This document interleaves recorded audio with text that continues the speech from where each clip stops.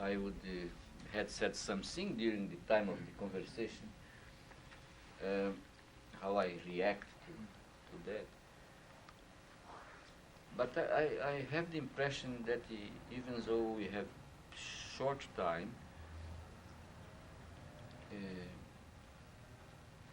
that you, and not myself, would start saying something about that.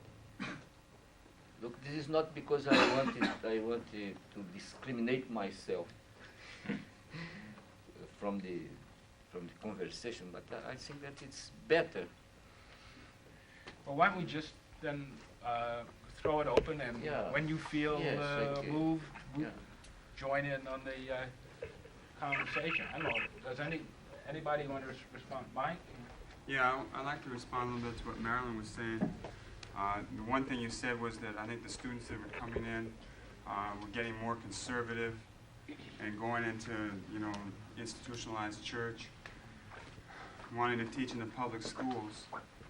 And I think it's, I think that we have a lot to develop in alternative programs, whether it be healthcare or sports or schools and all of that. But I think there's a real tendency for people to say, well, things aren't like they were in the movement, and everything is outside and alternative. Because I think what we've got to figure out how to do down the line is how to take things into the mainstream. And that I don't feel that people are more conservative. I think that a lot of what went on in the last 20, 25 years has filtered down, has become mass now. It's watered down maybe, but we've moved forward in human history in the last 20 years in a lot of ways. It doesn't mean we don't have a lot of problems. I think Roots was a real good example of kind of after many, many years of struggle, the kind of thing got articulated on the coldest days of the year with more people watching it. And that I met with a group of ACM students not too long ago in Uptown, and they really wanted to hear nostalgia stories about the movement and about, fighting with the police and rent strikes and all that kind of stuff. And what I told them very simply was I think that we, like other people before, opened stuff up, but it's really now your job to get into society a lot and try and bring about some changes. See, I think that change comes internally, and you have to have force and pushing from outside, but it basically happens inside. So I don't think it's a bad thing that people who were political activists, even if they didn't have the correct line, are now head of the UN, okay, like Andy Young. I don't think it's a bad thing that a lot of people want to try and work inside. I mean, even if maybe politically things will become much more repressive in this country and we'll have to move to a more underground, subterranean kind of style, but I don't think that's the case now, that students coming out of the public schools that I run into at Columbia College are just so much hipper than they were years ago. And that obviously says something about what's happening in society as a whole, and it says something about the kind of teachers that are in the public schools teaching. Because I think that there are probably a lot of people who are very frustrated and don't like the public school setting, but on the other hand, it's not like we're going to take everything off to the hills or off to the alternative. It's a relationship between getting away from the mainstream thing, because it really did stifle us in a lot of ways, put together some stuff, some ideas, some programs, some ways of working, some confidence, a foundation that says we can go on for 20 or 30 years, and then getting inside and trying to do stuff inside too. I'm not saying we all go inside, but I just wanted to comment on that. I think a tendency, a lot of people say, it's not like the old days, and people are more conservative, because I don't agree with that. I'd really like to agree with what you just said, because one of the things that sometimes people forget about when they start talking about students and activism is that there's a lot of other people besides students who may, when you talk with them, they might display a number of what you might call very straight or very conservative political ideas when they talk about it. But when they start getting into the actual taking of action, when they confront a problem that hits home, and I see this in work with public school parents, then they begin to understand that, well, we're parents and we're powerless unless we unite and unless we begin to develop a strategy for getting what we want. Once they start to strategize, they begin to understand who's in power, what kind of decisions they make, what are some of the other levers of power that they can use, what are some of the things that don't work, and they become very practical, and they begin to understand a little bit more about power. And I think it's that kind of political experience that we really want to see, because when you get talking about apathy and all the things that they say in the 70s, I think it's because sometimes people don't see some of these other things that are going on amongst other groups in society that normally, left-oriented, quote, progressive-oriented people don't often focus on. The other thing is the media just is not covering it. There's not being much coverage. There's people being, sitting in, being arrested. All sorts of universities protesting the kind of investments those universities have in South Africa. And there's all sorts of other kinds of activity going on. There may be a little quieter, but the media really is just not focusing into the real strategy why they don't do that, so that you don't get a collective sense that there's any movement. And it's not sensational if you get a group of people doing a small school, or you get 25 people who are arrested protesting, a particular investment in South Africa. But there's a great deal of that. If you read magazines like The Guardian or The Militant, you get an incredibly different kind of coverage than you get from the Sun-Times. And you find out much more that's happening in terms of labor struggles and small community struggles. And like in New York, in the issue of housing, they've had people sitting in, taking over some of the Puerto Rican sections, entire areas of housing, and struggling to rehabilitate those housing units. Never makes a straight press, never. I think that might be true. I think there are issues that are happening on campus, but I think those people don't find themselves in teacher education. I think that a majority of people who go into teacher training really do not feel that education is a political thing. Oh, I'm sure you're right. Yeah. I'm sure. And I think that, that's what I was talking about. Yeah, I think So that when they get in the classroom, they feel that it's the subject matter, but it's, they divorce themselves to what's happening outside. Well, that's a problem that we've got. I mean, that may be true just to how they conceptualize that, but it doesn't mean that people aren't more open to moving forward than they were before. I mean, we don't have as much stuff to clear up in a lot of ways. And I just think we've got to stop writing off a lot of people and having images of the past shape how we move into the future. That we've got to really see it as, the whole country has been touched. We had kind of like a mass adolescent rebellion with real political content to it in the 60s and early 70s. And now it's like, okay, there's peace with the family a little bit. At least everyone, long hair, short hair, black, white, women, men, can start to talk to each other again, even if I don't agree with you maybe. But it's out in the open a little bit now. It's not like it's a shock to us all of a sudden. So I'm real optimistic. And what Meryl's describing too is some real... We try to put a lot of emphasis on teaching the children basic skills such as reading and writing.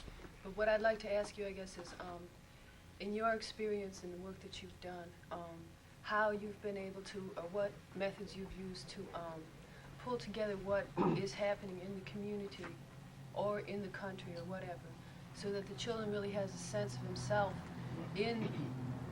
inside a technological society such as we live in right now. Not so much so that you're trying to drive them to become a bank president or anything like that, but so that they have a sense of themselves inside that society, which I think is very important. And you struggle to really teach them some basic survival skills that they need in order to just exist in this world today. But in order to really be able to have like a scientific approach to their lives, which I see as a very crucial thing when you're dealing with any person, especially when you're dealing with young children who have a tendency to lose their desire to learn and their creative desire at a very early age inside the public school system. And it's not necessarily the teacher's fault. It's just, a phenomenon of what's happening right now. And I was just wondering, if you had any... am I clear in what I'm saying? Yeah. If you had anything to add to that, and I just want to make a comment here. I'll just add that Paula met Slim Coleman. She works with Slim Coleman with that program, the Intercommunal Survival Committee.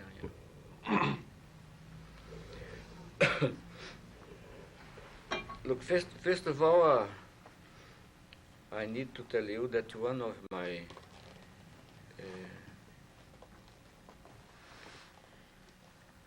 gaps, one of the gaps I have in my experience is not to have worked as teacher with kids, with children.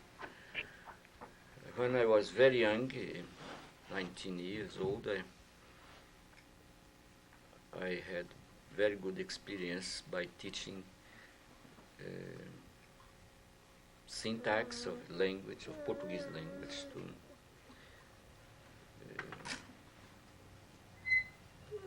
first, second, third degree of secondary schools. But my emphasis has been on adult education. It does not mean, nevertheless, that I became a specialist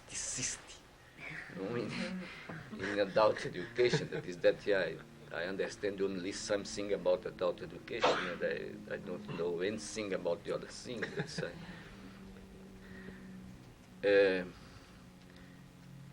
And also, I always followed the experience of Elsa, my wife,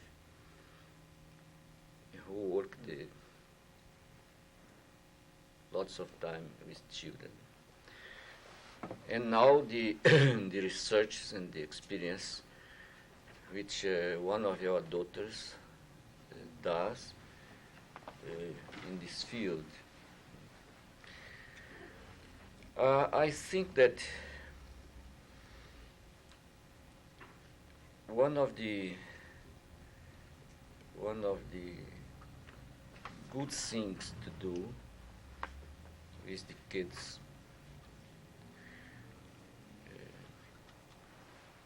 simultaneously with this kind of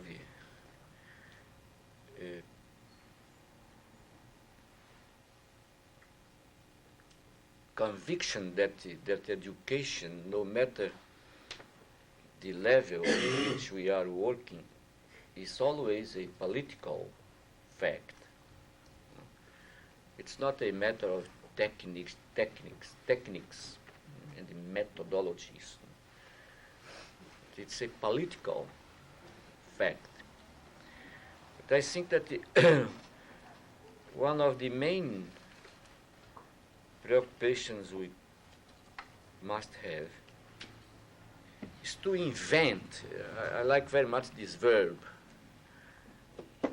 ways through which the kids express themselves in their relationships with the world, with their reality.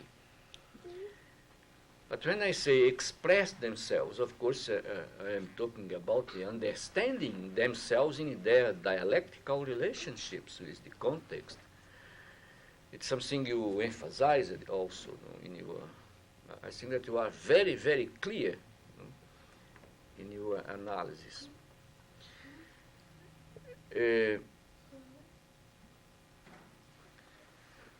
It means that the ability to express yourselves is not only the oral ability.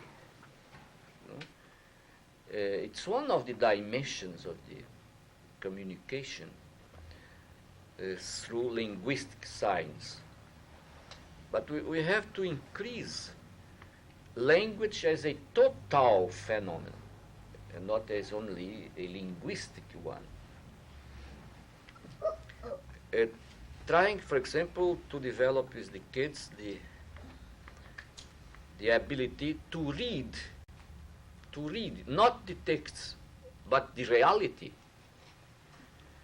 to understand.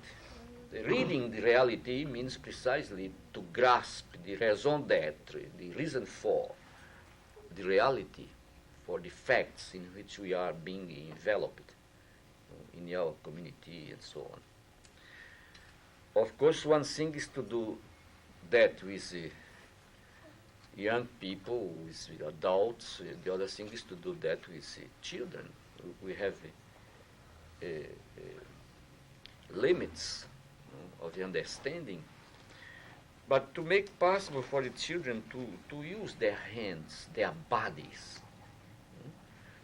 For example, one of the main preoccupations of this daughter, our daughter, working with kids is precisely to stimulate them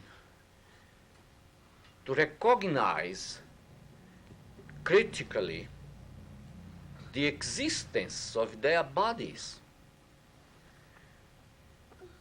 she told me some time ago something which I tell you, very interesting. She was working with a group of kids, 6 years. In a certain moment, inside a room like this, in a certain moment, one of them said, look, I would like to go to see the other rooms of this house. And she asked the others, what do you think about it? And they said, yes, it's good. And they went together, room by room, silently looking at. After that, the same boy said, Madalena is the name of my daughter. It's Madalena, look, just now I would like to go to the backyard, to look at the house. Look, it's fantastic. And they were, before this curiosity, they were exactly making some exercise with their bodies.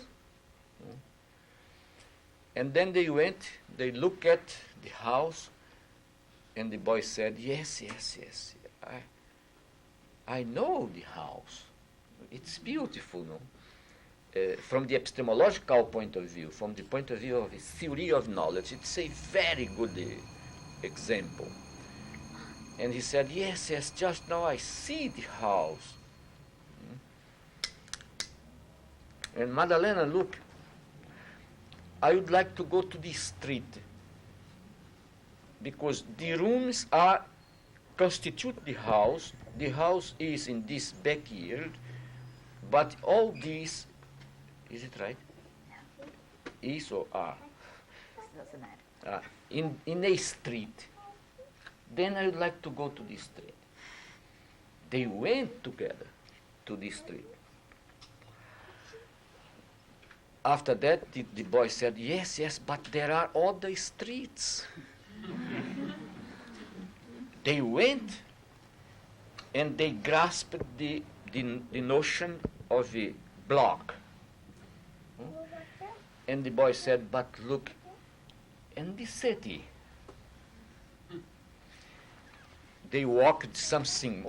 Madalena told me that they spent about 4 hours doing that. Afterward, they came back, and just now it begins the role of the teacher, no? In her intimacy. At home, she worked at night, organizing maps. The map of the block, the map of São Paulo, a city, the map of the state of São Paulo, the map of the South Brazil, the map of Brazil, the map of Latin America, the map of America, that is the continent, and the map of the world. The next day, she asked them whether they would be interested in continuing thinking of that. They said, yes. And she said, look, I brought with me something. And she showed the first map. They recognized it and they began to discuss about the area. In the end of the conversation, they had got the vision of the world starting from the body. That is, they started from the recognition of the body. Since I said to Madalena, what you are doing is developing a critical consciousness in the kids. That is a real way of thinking. because to the extent that we think, na medida em que, perdão, just now I will speak for some time in Spanish, because na medida em que pensamos compartimentadamente, in the way that we think in compartments, perdemos a visão da totalidade. we lose the sense of the totality. E quanto mais perdemos a visão da totalidade, tanto mais nos alienamos. Mientras, the more we lose the sense of the totality, the more we alienate ourselves. Por exemplo, de los problemas que temos em sociedades altamente modernizadas do ponto de vista capitalista está exatamente nesta tendência de pensar focalistamente. One of the problems that we have in this capitalist society is to think of only our neighborhood. But in this capitalist society, highly modernized, no? Há então uma certa tendência para gueticizar o pensamento. Gueticizar, de gueto. I see.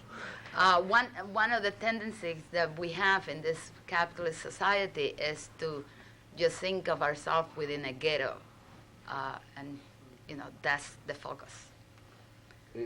Quedamos dentro de círculos. We are in circles. Não somente para pensar, sino necessariamente para actuar. Not only to think, but also to act.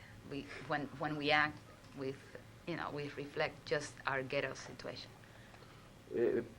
In this way, I think that the more you discover ways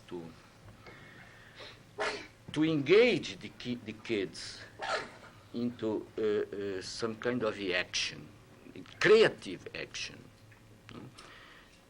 because in this kind of societies, one of the things we miss is also creativity. Not because the people are not able to create, on the contrary, but because all these things lead us not to think creatively. 2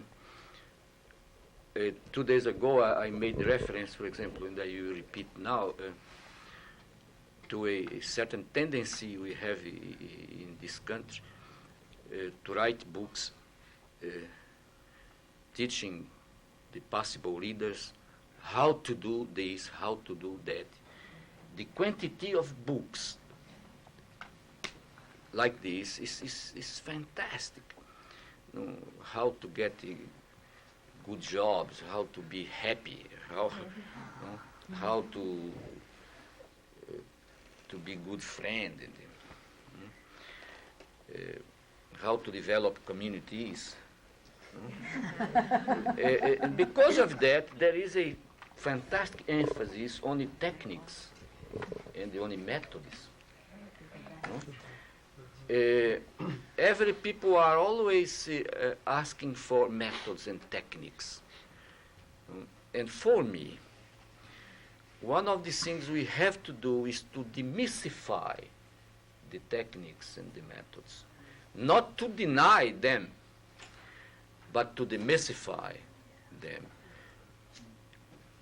Instead of emphasizing the methods and the techniques, I think that we would have to emphasize the political aspect of education. To emphasize praxis, that is this dialectical movement between the action and the reflection, theory and the practice. And then the methods, the techniques, we begin to create and recreate through our action, to the extent that we are learning in our practice. Then concerning the kids, I think that one of the things we would have to think of should be this one. Nevertheless, I know how difficult it is for us to increase such an approach. If the kids, after being with us about 3-4 hours, they go back to the television. And by watching television, they are learning how to be domesticated and not how to think. It is incredible, the power which television has to distort our thought. I remember when we lived in this country, the first thing I did when I arrived in Cambridge in a Sunday, and the next Monday, I bought a television. In order to facilitate ourselves to speak English. We did not speak English when we arrived. And the kids needed to speak, and myself. But I used it to discuss with them to the extent that we began to understand English, to discuss with them some of the statements, some of the propaganda. And I am very happy because after living 1 year, the only thing which really touched them by television, it was in 1969, was the campaign against smoking.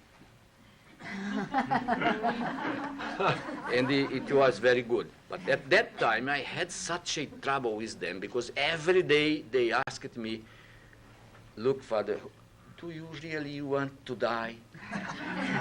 Every day. Stop smoking. It was the only thing which really touched them. The other things they overcome. Then I think that it's very difficult for us. I realize the obstacles you have.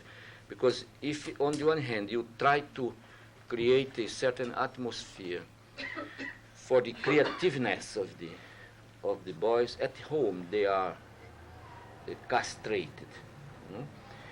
Because the social practice in which we are lead us not to think of being creative, but on the contrary, we have to get some skills to survive. And if, for example, for me to get these skills, necessary skills, to get a job, means that I must only repeat what is being told me, I repeat, because this is what I need immediately, is to get a job. But if the whole society works like this, is it very difficult for us to work in the opposite way? This is one of the obstacles you have, we have, I have, how to confront the generality in which we are. And this is why I think that you have to clarify more and more your political choice, because I would tell you, this is not a pedagogical question. No. It is a political question and ideological question, not pedagogical. There are reflexes on pedagogy, but it's not pedagogical in itself. It's behind pedagogy. And many people think that, no, it's education is something different. It has nothing to do with politics and ideology. On the contrary, education is mainly ideology and the politics. Then I think that if you work with kids or if you work with adults, you must be very much clear concerning what you want, what is your dream, which is political? What is your project in order, and then you try to discover ways to begin to concretize little by little, because it's a process. Okay, but I talked too much. I only would like to say that I think that you are very, very right when you think about this need for the teacher to learn with the students. Really, learning and teaching are dimensions of são dimensões de solo processo. They're dimensions of only one process. The dichotomy between teaching and the learning is a false dichotomy, which helps the establishment. Really, that is, this dichotomy in the last analysis is ideological and the political and not pedagogical. No? The more I am clear concerning my approach, my political choice, if it is a liberating one, I cannot dichotomize teaching from learning. And in this way, and not properly of the people. This is the system which makes us sick. Then the solution, the real solution is to treat the system, that is to change it. No? But of course, you cannot do that, how to say, cruzar los brazos, while the system is not changed yet. Then we have to do something concerning these problems. But once again, in my point of view, the ways to confront problems like this professionally, scientifically, is also political. Because of that, for example, I really don't believe in this sensitive training, in certain kind of psychoanalysis, which do nothing but try to adapt you better to the system.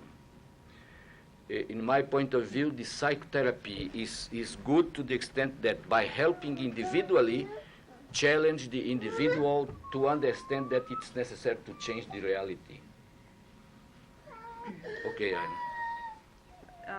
may I ask you a question related to this? A lot of us represent alternatives, groups that, have taken a stance opposite the system, we hope. And we heard I think his name is Mike, arguing that maybe the way to do it is to get in there and work from within the system and try to bring about these changes. I was wondering what you were thinking during that conversation. Mm-hmm.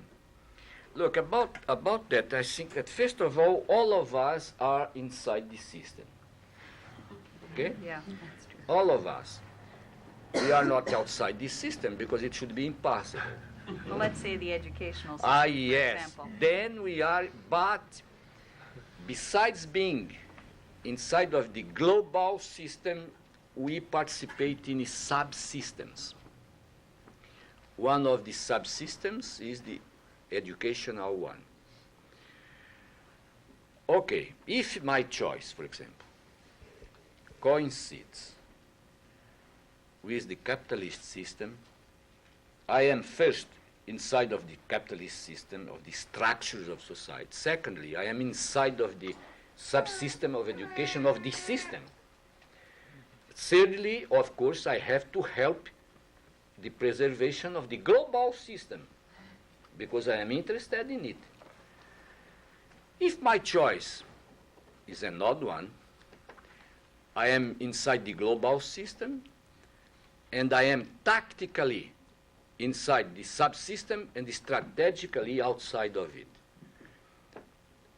That is, strategically, it means my objectives. Then, from the tactical point of view, I am in it. But the object, from the strategical point of view, I am outside. And it means our ambiguity. It explains our ambiguity. We are ambiguous beings, and no possibility not to be. We are. The question now for us is how to deal with this ambiguity historically. Because sometimes we spend lots of years of our youth trying to do something in order to change. In a very naive way, idealistic way. Thinking, for example, that this is through education which I transform the world, but it is not.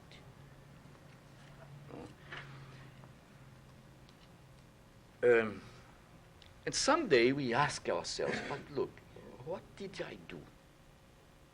What are the results of that? And many of us get pessimistic and despair. And many of us get cynical. This is another ambiguity which is rooted in the odd one. Many of us, for example, get a certain state of spirit, of mind, which I used to call existential tiredness. We become tired, existentially tired. And to the extent that we become tired existentially, we get another state of mind, which I used to call historical anesthesia. Is it right in English? Anesthesia histórica. That is, we become anesthetized historically. It means that we lose the meaning of history. It's very interesting to note, for example, that for many of us in societies like this, history is only what happened. History is past. I remember when I was teaching at Harvard in 1969, when I said the human beings are historical beings. A student said, I don't understand that. I said, why? He said, because we are alive. Here, at least we are not historical. We here. I did not understand him immediately. But in the last analysis, he was thinking that history is only the past. But history is today. History is today, is tomorrow, and is also yesterday. That is, if we don't understand this dynamism of the process, we get lost. Then the historical anesthesia is very associated to fatalism. Then we become fatal. The societies like these are preponderantly fatalist. Because of that, they are not critical. Then, when some sociologists of the first world go to Latin America to study some aspects, and afterward they wrote about the fatalism of the peasants, for example. They do that as if he was not also a fatalist. There is not fatalism here. And we have in societies, cities like Chicago, for example, like New York, London, Paris, Amsterdam, Berlin. My God. The question is that the levels of the fatalism and the nature of this fatalism is different. For the peasants in Latin America, for those who did not fight yet, the fatalism is based above all on the false perception of God, which is very good for the ruling class. That is, God is the responsible for their presence like this, like oppressed class in the world. Here, no, it's not God. God is being replaced more and more in societies like this by technology and science. And the fatalism here comes up precisely because of the sense of impotence which we have vis-à-vis something which sometimes looks like invisible. That is, we apparently don't see the enemy. We don't know where it is. We don't know how to fight it. And then we fall into the anesthesia, the historical anesthesia. And for example, because of that, I think that one of the good things to do is to demystify technology also, to demystify science, not to destroy science. Do you see, for example, I don't tell that to you dogmatically, but I have the impression that one of the reasons why many groups in this country began to refuse completely science and technology has to do with this fatalism. That is, in the last analysis, what all these groups perceived in their experience was that science and technology is doing more and more power to those who have power. And then they, instead of fighting against the system which makes possible that, they fought passively against science and technology. Then their attitude is a magical one and not a critical one. It's not a historical attitude. It's an ahistorical attitude. I never forget, some years ago I was in Cambridge, and in each city I have lived, I always have my part. That is some street, some square. And in Cambridge, my part is Harvard Square. I was walking in Harvard Square, and a group of beautiful young women came to me, blonde and with a black dress. And the first one talked to me and said, "You are a Christian, aren't you?" I said, "Yes." She said, "Then you have to follow us." I said, "Why?" She said, "Because Christ said, love your enemy, and we are the greatest enemies of Christ, because we belong to the religion of the devil. Then it seems like a joke, but it is not. It is one of the aspects of this fatalism. And I said, "Look, I would have another reasons to follow you because you are so beautiful." But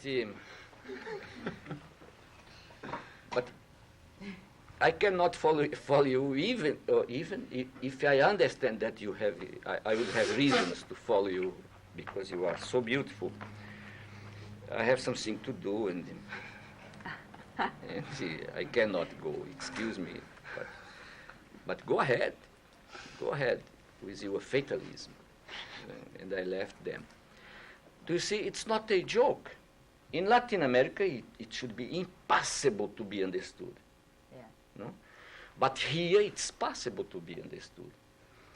It takes part of the fatalism, of the impotentiality. Nevertheless, as you said, I am not pessimist, because I think that even these demonstrations, first of all, they are historical ones. First of all, they are concrete ones. First of all, they exist.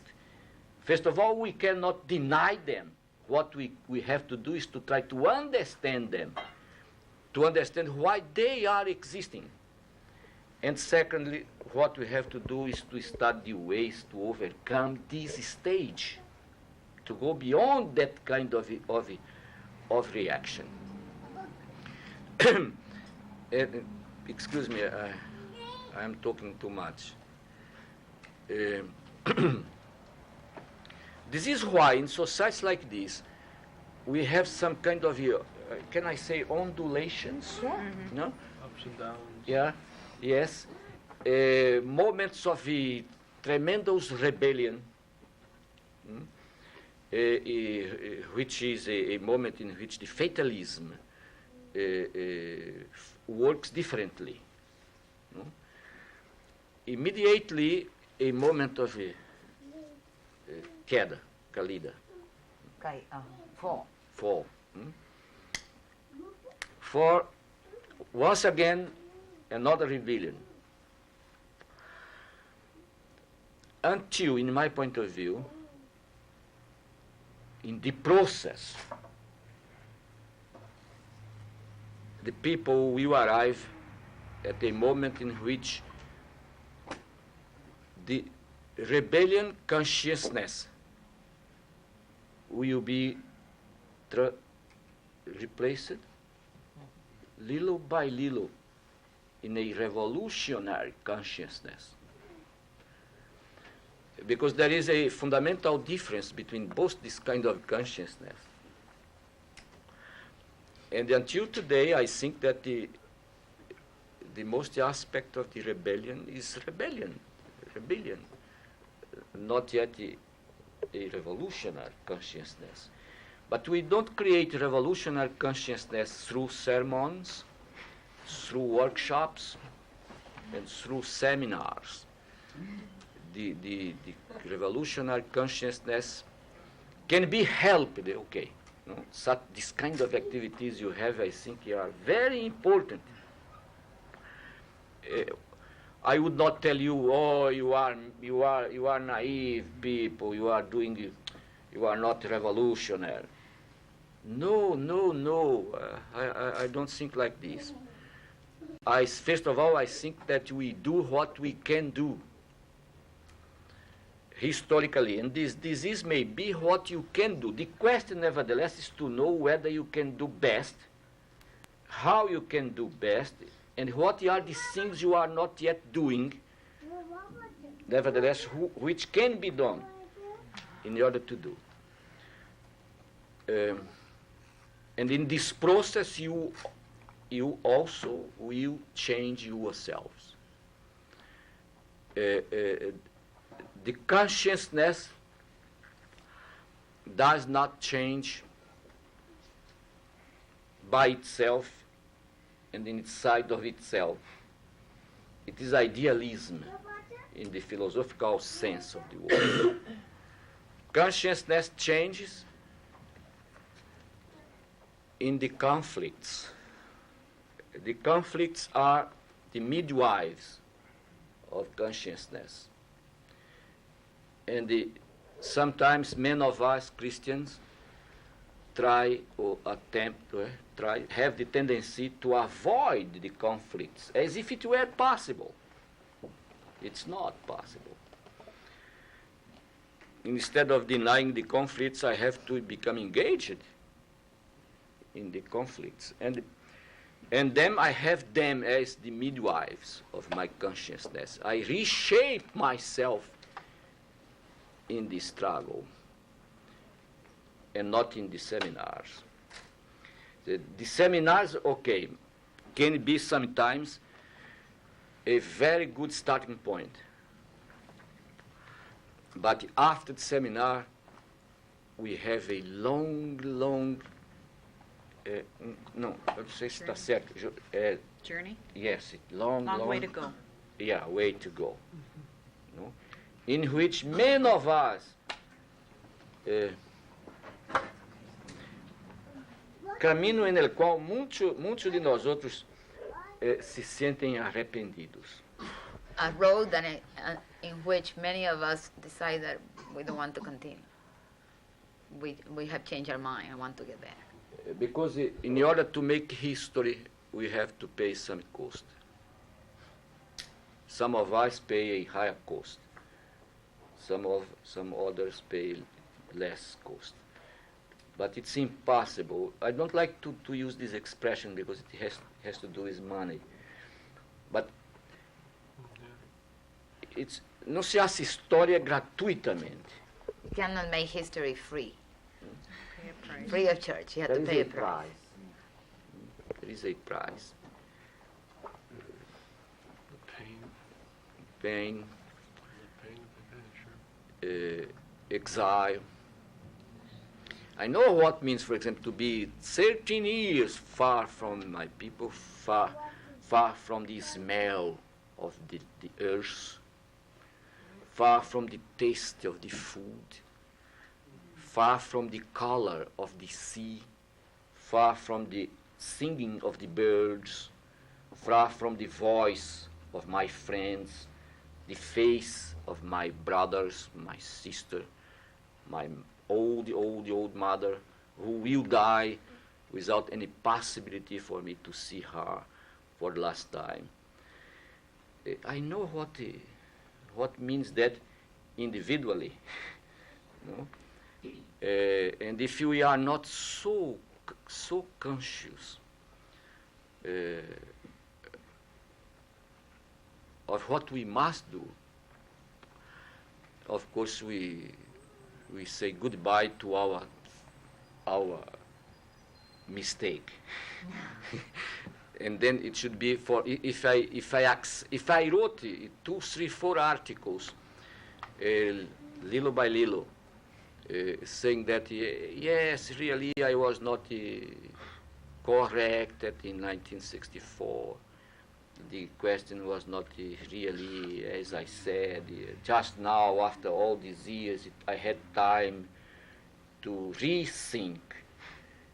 After writing 4 articles like this in different, and of course I would have lots of places to publish these articles, I could get a ticket to go to Brazil. But this is not the way I want to be a presence in the world. I don't pay this cost. That I will die very happily in Geneva, in the United States, or in Africa, or in Brazil. My country is the world. Of course, starting from Brazil.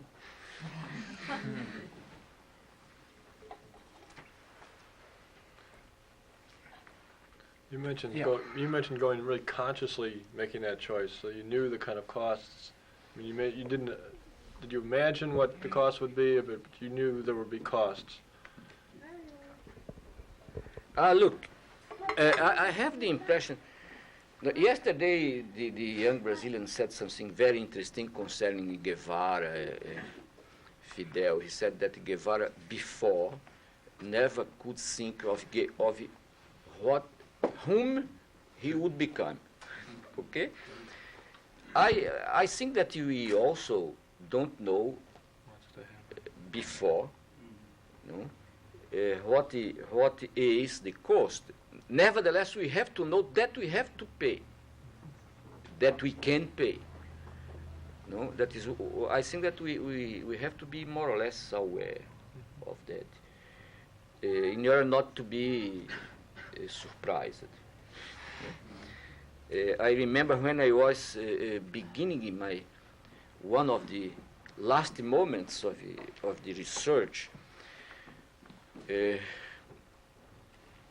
first evening, I was trying to prove with a group of illiterates. My wife could not go with me. We worked together in this research, and because of one of the kids was sick. When I came back, she asked me, "How did you work tonight, the first day?" And I said to her, "Look, Elsa, after seeing what I saw tonight and hearing what I heard, I have the impression that in 2 years there are two possibilities. The first one is UNESCO would come here to know what is this. The second one is for me to be in jail. And I think that the second one is the one which will happen. UNESCO will not come here to ask me what is this, but I will be in jail. Then I was knowing, I was not naive, at least concerning this point. Not in 2 years, but in 3 years I was in jail. Then when I was put in jail, of course I had that susto. I was afraid. Because of my position of class. For me at that time, until that time, being in jail had to do with criminality. And sometime I was like this. And the police, for example, the policeman, when he took me to the el cuartel del ejército, to the headquarters of the army. Yeah, army. In order to give me to the officer, captain, he said that. Good morning, Captain. This is the new bird. El nuevo pájaro. I said, my God, I am a bird. This is the metaphor among them. I was not a human being, I was a bird to be put in the cage. Yeah. And then really I felt uncomfortable. It was for me one of the most difficult moments I had in my life, because I did not know what to do with my hands and what to do with my body. For example, I did not know whether I should be like this, because if I did that, maybe the officer should think that I was making a joke, provoking him, because I am not a soldier. Why are you like this? If I did that, maybe he could think that I was provoking him because I was not like this. You see, that is. And one of the most difficult things which we can have is not to know what to do with our body. This is the moment in which we discover our body. No? And I had a tremendous experience. I said to myself, look, I am not only intellectual. I have also this thing. Then it was necessary to be put in jail when I was 39 or 40 years old to discover my body in a very critical way, because I have made the other discoveries of my body. Okay, my friends. Might be a good idea to take a break for some coffee, and there's a restroom around that way. Why don't we take 5 minutes? Students, technocrats in training kind of thing. and being very perplexed and confused as to what we could, to use one of your terms, resituate from your pedagogical insights in the third world here into the first world. And I wondered if you have struggled with that question also, and if you could share some insights on that. Look, this is one of the constant, permanent central points which people in Europe have when they invite me to participate in the weekend seminars.